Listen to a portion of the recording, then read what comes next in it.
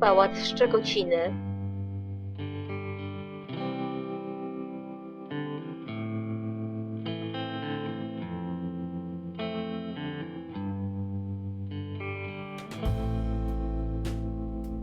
Pałac został zbudowany w latach 70. XVIII wieku w stylu barokowo-klasycystycznym dla Urszuli Dębińskiej przez architekta Ferdynanda Maxa na miejscu wcześniejszej siedziby Korycińskich.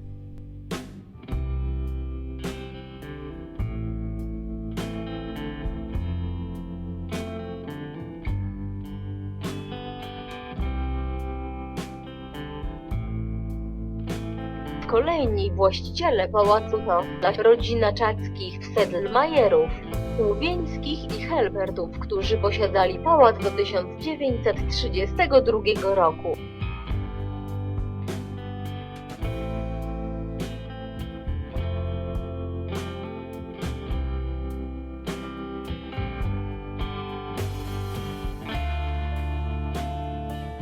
Po II wojnie światowej w pałacu znajdowała się szkoła, a w lecie zamieszkiwali go junacy z Ochotniczego Chłopca Pracy.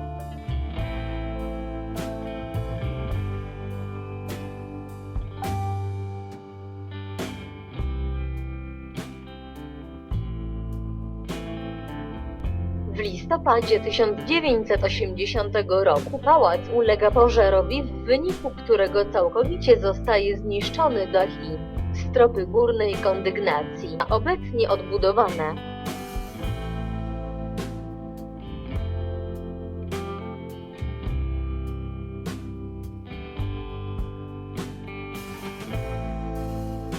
Na chwilę obecną pałac jest własnością gminy Szczekociny, która usilnie stara się go sprzedać bez skutku.